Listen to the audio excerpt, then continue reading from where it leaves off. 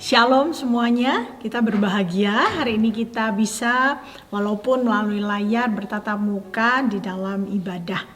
Mari sebelum kita merenungkan akan bagian firman Tuhan, kita terlebih dahulu berdoa bersama-sama.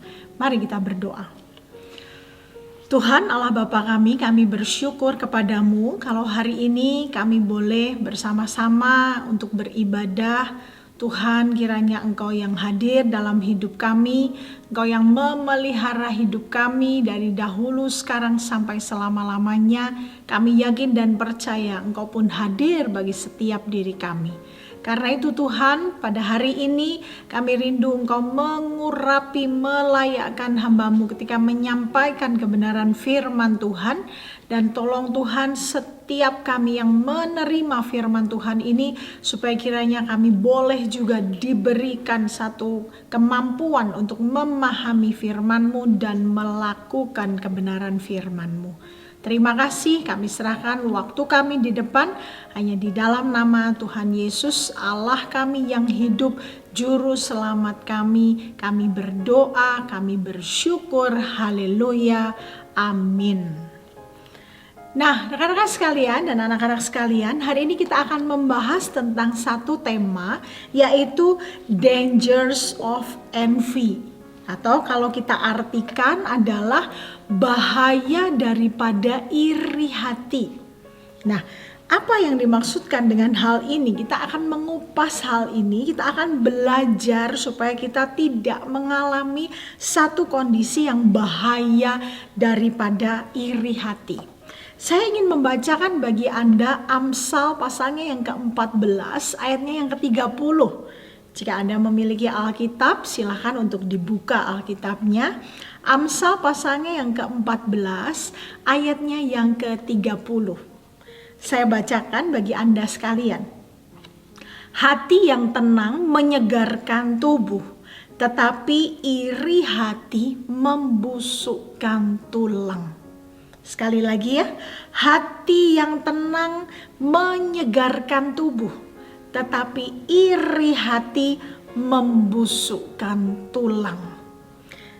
Nah, rekan-rekan sekalian, kalau kita ingin belajar tentang iri hati, seringkali mungkin Anda juga menemukan ada orang-orang di sekeliling Anda yang hari ini tidak bahagia ketika melihat orang lain bahagia. Jadi, kita tidak bahagia ketika orang lain bahagia. Pernahkah Anda menemukan orang-orang seperti ini? Punyakah Anda teman-teman yang gak bisa bahagia kalau lihat temennya bahagia? Wah, ini rasanya tidak benar dan tidak menyenangkan sebenarnya untuk kita lihat dan kita rasakan. Nah, iri hati ini sebenarnya punya satu arti, yaitu merasa kurang senang hati melihat akan kelebihan orang lain. Jadi ada satu perasaan yang kurang senang di hatinya ketika melihat kelebihan orang lain. Nah, kita ingin melihat sebenarnya iri hati ini dalam kondisi sekeliling kita. Mungkin hari ini ketika Anda ada di keluarga Anda berada di lingkungan teman-teman Anda mungkin bahkan sering menemukan orang-orang yang merasa bahwa kebahagiaan orang lain punya sesuatu atau orang lain menang sesuatu, tapi ada orang-orang tertentu yang merasa bahwa apa sih gak bahagia di dalam dirinya. Ada satu film pendek yang hari ini mungkin juga sudah disebarkan ya di beberapa WhatsApp ataupun di media-media yang ada. Film ini dengan judul Tilik. Ya, kalau Anda pernah melihatnya, satu film yang menceritakan tentang serombongan ibu-ibu yang ada di sebuah truk dan mereka hendak menuju ke dalam satu rumah sakit. Nah, tapi yang menarik apa? Bahwa di tengah-tengah perjalanan mereka untuk menuju ke rumah sakit tersebut, terjadilah percakapan antar ibu-ibu tersebut. Dan ada satu tokoh yang hari ini mungkin sudah begitu viralnya begitu ya di tengah-tengah kita, yang dinamakan Butejo. Ya, kalau Anda tahu, memang film ini memakai satu pembawaan bahasanya bahasa Jawa, karena saya orang Jawa Tengah jadi saya mengerti akan bahasa itu. Tapi kalau Anda tidak mengerti, ada subtitle Indonesianya, ada yang mengartikannya. Nah, teman-teman, Bu Tejo ini punya satu sifat, satu sikap ketika dia sedang berbincang dengan rekan-rekan di sekelilingnya, dia selalu membicarakan tentang orang lain. Si itu, si ini, si A, si B, dan lain sebagainya. Nah, kalau kita melihat pribadi ini, dia selalu merasa bahwa orang lain itu walaupun dengan satu keberhasilannya yang dimiliki oleh orang lain, dia merasa bahwa itu bukanlah sesuatu yang merupakan hal yang baik bagi dia. Sehingga dia mengungkapkan kalimat-kalimat, kata-kata pada teman-temannya. Dan ini sangat menunjukkan bahwa dia kurang senang hati atau bahkan bisa dikatakan tidak senang hatinya ketika melihat orang lain punya kelebihan. Semoga bukan kita yang suka melakukan hal ini ya, tetapi mari kita mengevaluasi, mari kita melihat apakah sebenarnya jangan-jangan kita juga punya sifat iri hati ini di dalam hidup kita. Mari kita lihat apa yang menjadi ciri-ciri orang iri hati. Kita lihat ya ciri-cirinya. Yang pertama adalah perkataan. Perkataan kita atau perkataan orang lain, coba kita nilai apakah sebenarnya kita sedang ada dalam kondisi iri hati atau orang lain sebenarnya punya sifat atau sikap iri hati ini. Perkataannya biasanya yang dikeluarkan adalah tentang hal-hal tentang orang lain yang negatif, yang buruk, yang jelek, suka sekali menjelek-jelekan orang lain atau kepunyaan orang lain. Jadi misalnya dalam satu ketika kalau kita melihat ya mungkin ada teman kita yang suka nyinyir ya, hati-hati. Nyinyir dengan apa yang dimiliki oleh orang lain. Handphonenya baru ya. Kita coba ya teliti kalimat per kalimat, kata per kata itu kadang-kadang dari ucapannya kita mesti selektif. Kita mesti tahu bahwa apakah ini orang sedang iri atau tidak. Orang lain mungkin memuji begitu ya. Aduh, handphonenya keren ya, handphonenya canggih ya. Tapi mungkin ada satu atau dua orang bahkan yang suka mengatakan, enggak lah biasa aja. Padahal yang mengatakan tersebut juga tidak punya sebenarnya. Hanya menjelekkan. Ada mungkin satu ketika Anda melihat teman Anda pakai baju yang bagus sekali.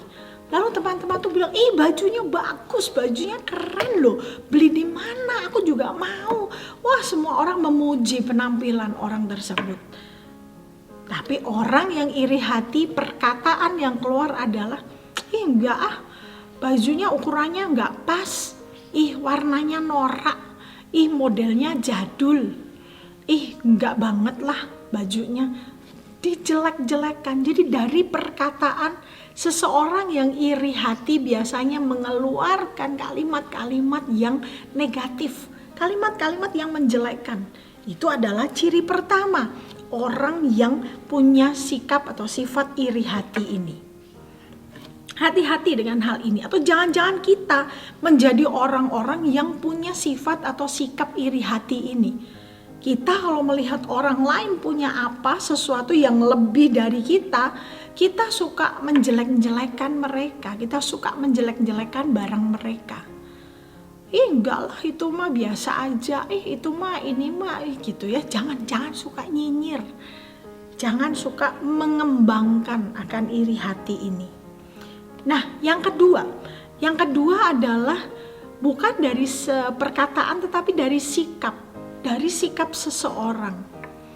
Kalau sikap seseorang itu menunjukkan bahwa dirinya tidak senang, menunjukkan dirinya tidak ikut bahagia ketika orang lain mendapatkan kebahagiaan, maka di situ sebenarnya orang ini sedang memiliki sikap atau sifat iri hati. Dan sifat iri hati ini adalah sifat yang sangat buruk, teman-teman. Kenapa? Orang lain bisa menang dalam sebuah perlombaan, sebuah kejuaraan, tapi dirinya tidak. Dan orang ini kalau dia sifatnya iri hati, maka dia bisa mengatakan, ih dia mah main curang, dia mah lombanya mah gak jujur, atau lombanya mah kebetulan aja dia juara. Hati-hati ya, sikap kita orang lain, padahal kalau ada orang yang juara ikut senang, ikut bertepuk tangan, ikut bahagia, bahkan ikut bangga melihat temannya mengalami sebuah kemenangan dan kejuaraan. Tapi orang yang iri hati punya satu sikap yang tidak senang, tidak ikut bahagia dengan kebahagiaan atau kejuaraan orang lain. Hati-hati, inilah kenapa envy atau iri hati itu digolongkan ke dalam sesuatu yang punya potensi membahayakan seseorang. Anda bisa bayangkan ya, bahwa Amsal menuliskan hati yang tenang menyegarkan tubuh, tetapi iri hati membusukkan tulang. Anda bayangkan perkataan, sikap, kalau diri kita dipenuhi dengan iri hati, maka yang kita lakukan atau yang kita kerjakan adalah kita dipenuhi dengan satu keadaan di mana kita itu suka sekali mengeluarkan hal-hal yang negatif. Kita hanya memikirkan tentang keburukan, tentang kejelekan, itu yang kita katakan, itu yang kita lakukan. Betapa ini tidak membahayakan bagi diri kita. Karena diri kita dipenuhi dengan segala sesuatu yang buruk. Dan kita menjadi seorang pribadi yang di luar sana, orang lain akan melihat bahwa kita tidak pernah punya satu kebahagiaan. Selalu tidak senang ketika orang lain senang. Anda cek diri Anda masing-masing hari ini. Apakah ciri-ciri tersebut ada pada diri Anda atau ada pada orang-orang di sekitar Anda? Nah, yang berikutnya, kita ingin tahu kenapa seseorang itu sampai punya sifat iri hati. Apakah itu diturunkan dari lahir? Apakah itu sebuah warisan dari orang tua? Apakah itu sifat yang memang sudah tidak bisa lepas dari diri seseorang? Kenapa? Mari kita melihat. Yang pertama biasanya adalah kenapa orang bisa iri hati, karena dia melihat, memfokuskan dirinya pada dirinya, dia menilai bahwa dirinya tidak bahagia. Dia melihat bahwa dirinya ini tidak bahagia, sehingga dia merasa dirinya selalu kurang, dirinya selalu yang lebih susah, dirinya tidak senang, dirinya tidak menang, dirinya tidak juara. Dia merasa selalu dirinya lebih bawah, ada di bawah. Karena itu sifat iri hati ini bisa menguasai diri seseorang. Jadi kalau kita melihat bahwa aduh aku ini gak cantik, aduh aku ini bajunya gak pernah bagus, aduh badanku ini kegendutan, aduh ini rambutku ini gak bagus, aduh ini hidungnya gak bagus, semuanya gak bagus, serba gak bagus. Sekolah juga belajar berulang-ulang nilainya gak bagus, ikut perlombaan, pertandingan berulang-ulang aku gak pernah juara, aku selalu gagal, aku selalu gak bisa menang, aku bahkan selalu mungkin dihina dan lain sebagainya. Nah, teman-teman, orang-orang yang punya pandangan bahwa dirinya tidak bahagia atau bahkan tidak pernah bahagia, maka sifat iri hati inilah yang akan berkuasa. Dan setiap hari yang dia pikirkan hanya apa? Aku orang yang paling menderita. Bagaimana ini tidak membusukkan tulang? Bagaimana ini tidak membawa beban? Bagaimana ini tidak membawa satu pemikiran dan juga hati yang setiap hari dipenuhi dan diliputi dengan rasa yang begitu berat untuk menjalani hari-hari? Karena dirinya seolah-olah merasa orang yang paling sial, merasa orang yang paling buruk di dunia ini. Ini bahaya sekali. Bahaya sekali, karena ketika iri hati itu yang menguasai, maka itu yang akan mewarnai hari-harinya. tidak bahagia. Karena itu jangan lupa bahagia. Lalu apa yang kedua? Kalau tadi dia melihat dirinya, kenapa dia bisa terus menumbuhkan rasa iri hatinya, tumbuh subur, disirami, dipupuk di dalam dirinya, karena dia melihat pada dirinya tidak bahagia. Tapi hal yang kedua adalah ketika dia melihat orang lain itu seolah-olah selalu bahagia, selalu berhasil, selalu luar biasa, selalu punya apa saja tanpa ada kesusahan. Nah, ini kenapa yang menjadi alasan seseorang dikuasai oleh iri hati. Karena orang ini fokusnya adalah, wah, orang ini gak pernah susah ya. Orang ini gak pernah menderita ya. Dia hari ini mau handphone terbaru langsung dapat. Dia hari ini punya rumah yang begitu mewah. Dia hari ini punya nilai yang begitu bagus. Dia punya piala yang begitu banyak di rumahnya. Dia orang yang disukai oleh semua teman-teman, disukai oleh semua guru-guru. Jadi pandangannya bahwa orang lain selalu tidak memiliki kesusahan. Dia hanya berfokus bahwa orang lain selalu berhasil, sedangkan dia tidak melihat bahwa kesusahan orang lain pun sebenarnya ada. Hari ini tidak ada manusia yang hidup tanpa kesusahan. Hari ini tidak ada manusia yang hidupnya tanpa kesulitan. Semua manusia, semua orang pasti punya kesulitan dan kesusahan masing-masing. Anda sebagai anak hari ini mungkin melihat ya, wah, orang tua itu kayaknya enak ya. Jadi orang tua nggak usah belajar. Jadi orang tua nggak usah bikin PR. Jadi orang tua nggak usah kerjain kuis, nggak usah sekolah online. Rasanya kayak orang tua kita jauh lebih enak. Kerjanya mungkin cuma main handphone, tidur, udah gitu pergi, pulang. Tapi mungkin para orang tua hari ini juga melihat, wah, jadi anak-anak enak ya. Cuman tahu bangun, makanan udah disiapin, cuman taunya minta, semua harus disediain. Tanpa tahu kesusahan orang tua cari uang seperti apa. Nah, ini suka iri. Orang yang sudah dewasa iri kepada yang anak-anak, yang anak-anak iri kepada yang dewasa. Itulah kenapa seringkali anak-anak pengen dewasa lebih cepat. Sok-sok dewasa. Anda tahu ya pasti berita-berita anak SMP yang ceritanya pacaran lalu panggilnya ayah bunda begitu ya. Itu sudah kepengen jadi ayah dan bunda. Tapi entahlah ayah dan bunda yang macam apa. Baju seragamnya juga masih SMP, usianya juga masih kecil, tapi merasa ingin dewasa. Tapi yang dewasa suka kadang-kadang pengen jadi anak-anak. Tingkahnya jadi anak-anak, pakai bajunya yang kekecilan kayak baju anak-anak. Jadi iri hati itu sebenarnya sungguh-sungguh membahayakan. Ketika kita melihat orang lain tampaknya tidak ada kesulitan, coba Anda tanyakan pada orang di sekeliling Anda hari ini.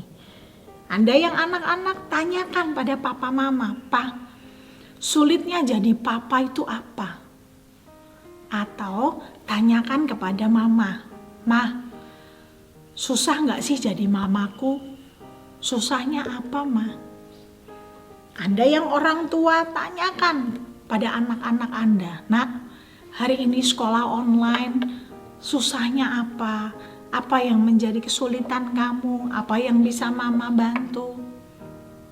Tentu saja, setiap orang bukannya hidup tanpa masalah. Tapi setiap orang punya kesulitan dan pergumulannya masing-masing. Tapi ini adalah alasan yang kedua.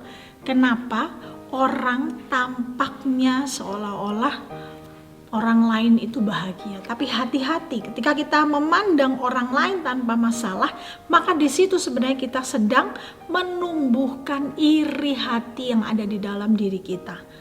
Itu sedang ditanam dengan suburnya. Iri hati karena wah, orang lain lebih bahagia, orang lain lebih berhasil, orang lain tidak punya masalah. Hati-hati, bahaya sekali buat setiap diri kita. Dan yang ketiga, ini yang jauh lebih parah. Kalau tadi kita memandang diri kita tidak bahagia, yang kedua kita memandang orang lain tampaknya selalu bahagia. Alasan yang ketiga itu adalah Tuhan sepertinya seolah-olah tidak peduli lagi pada kita. Kenapa? Kenapa bisa demikian? Karena dalam segala situasi ketidakbahagiaan kita memandang tampaknya orang lain jauh lebih diberkati dan hidup kita tidak. Maka sebenarnya kita sedang berperkara dengan Tuhan yang memelihara hidup kita. Kita sedang memikirkan, sadar atau tidak sadar, Anda sedang berpikir bahwa saat ini Tuhan tidak memelihara hidup Anda, Tuhan tidak peduli dengan Anda, Tuhan seolah-olah membiarkan hidup Anda. Bukankah itu yang ingin ditanamkan oleh sifat iri hati? Lihat orang lain, kamu enggak. Lihat orang lain, kamu tidak. Itu iri hati itu begitu berbahaya sampai bisa membuat kita menilai Tuhan kita hari ini bukanlah Tuhan yang baik. Hati-hati. Ini adalah bahaya yang begitu besar ketika kita menilai orang lain, menilai diri kita, dan bahkan menilai Tuhan kita seolah-olah adalah Tuhan yang tidak peduli. Selain dari pemikiran kita, selain dari hati kita, dan juga apa yang menjadi kehidupan kita, fisik kita pun akan semakin hari semakin diserang oleh penyakit, berbagai macam penyakit. Kalau kita melihat orang lain tampaknya selalu bahagia dan kita tidak senang dengan hal itu, hati-hati. Kebencian, keiri hatian yang ada dalam diri kita bisa membuat kita lama-lama depresi, bisa membuat kita stres, bisa membuat kita tertekan, dan bahkan tidak menutup kemungkinan bisa membuat kita tidak waras lagi. Karena kita memikirkan betapa menderitanya hidup kita dan betapa bahagianya orang lain. Nah, rekan-rekan sekalian, hari ini mari kita menjadi orang-orang yang kembali kepada Tuhan, melihat kepada Tuhan kita. Kenapa?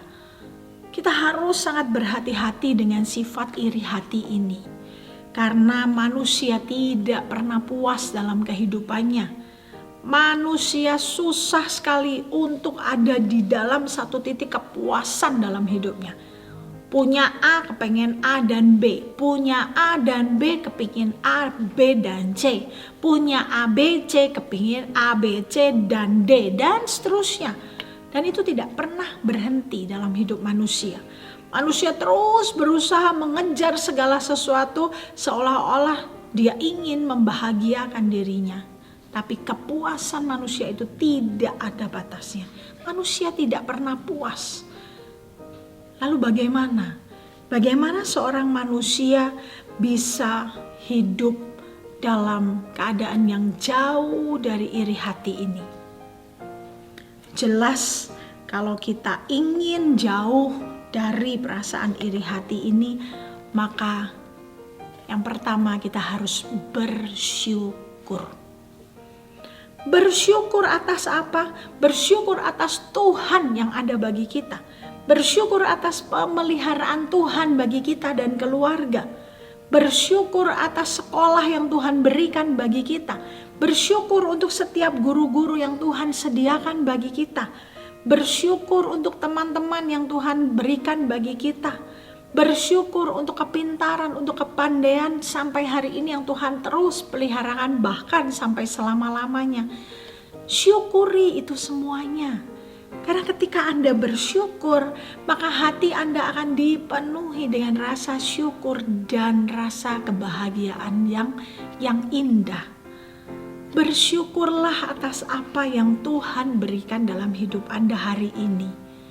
Karena tanpa rasa syukur, maka kita akan membalikkan rasa itu menjadi rasa iri. Apakah kita mau menjadi orang-orang yang membusuk, yang akhirnya mati dalam kehidupan kita karena rasa iri hati ini? Apakah kita mau terus memupuk rasa iri hati ini sehingga menghancurkan hidup kita? Tentu saja tidak. Mari kita syukuri. Hari ini Tuhan, terima kasih. Saya bersyukur untuk setiap hal yang Tuhan berikan. Saya terkesan sekali dengan seorang guru yang ketika mengajarkan untuk berdoa, mengatakan bahwa anak-anak ketika kita memulai doa, mari kita bersyukur kepada Tuhan. Itu adalah pengajaran, itu adalah satu didikan yang begitu baik.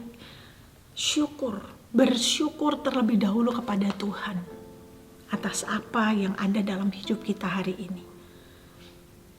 Maka itu akan membawa kita jauh dari iri hati.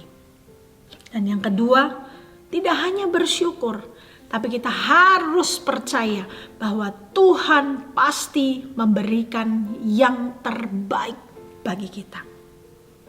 Bagi Anda dan bagi saya, Tuhan tidak pernah terlambat. Tuhan tidak pernah lalai. Tuhan tidak pernah meninggalkan Anda dan saya. Tuhan selalu akan memberi apa yang sesuai dengan kebutuhan kita, apa yang paling pas dengan hidup kita. Karena itu, tidak perlu kita iri hati, karena Tuhan pasti akan memberi yang terbaik bagi kita. Apa yang diberikan bagi orang lain, mungkin itu belum tentu baik ketika diberikan bagi kita. Sebaliknya, apa yang Tuhan berikan bagi kita hari ini juga mungkin tidak diberikan bagi orang lain. Karena Tuhan tahu apa yang terbaik yang Tuhan akan berikan dalam hidup kita. Termasuk orang tua. Kita tidak perlu iri dengan orang tua teman kita. Waduh, mamanya lebih cantik. Waduh, papanya lebih ganteng. Waduh, papa mamanya lebih baik. Percayalah, hari ini pun Tuhan memberikan orang tua yang terbaik bagi Anda dan saya. Kita diberi oleh Tuhan dan kita tidak perlu iri dengan orang-orang di sekeliling kita. Mari kita bersyukur untuk apa yang kita miliki, yang Tuhan beri. Kita percaya bahwa Tuhan akan selalu memberi yang terbaik dalam hidup kita. Jangan iri hati, tapi syukuri yang kita miliki.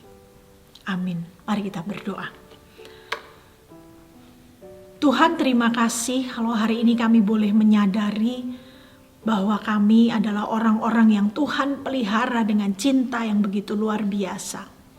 Tuhan, terima kasih karena apa yang boleh kami alami hari ini, apa yang boleh kami miliki hari ini, semuanya adalah berasal daripada Tuhan. Dan ketika itu pemberian Tuhan, maka itu pasti adalah yang terbaik. Karena itu terima kasih Tuhan. Terima kasih untuk hidup kami. Terima kasih untuk semua pemberian-Mu. Terima kasih untuk segala hal yang Tuhan hadirkan dalam hidup kami. Kami mau senantiasa bersyukur, kami mau senantiasa percaya. Biarlah firman yang berhenti sampai di sini, tapi kami dimampukan oleh Tuhan untuk melakukan firman ini di dalam hidup kami. Tolong kami, mampukan kami. Di dalam nama Tuhan Yesus, Allah kami yang hidup, kami berdoa, kami bersyukur. Haleluya. Amin. Tuhan memberkati kita sekalian.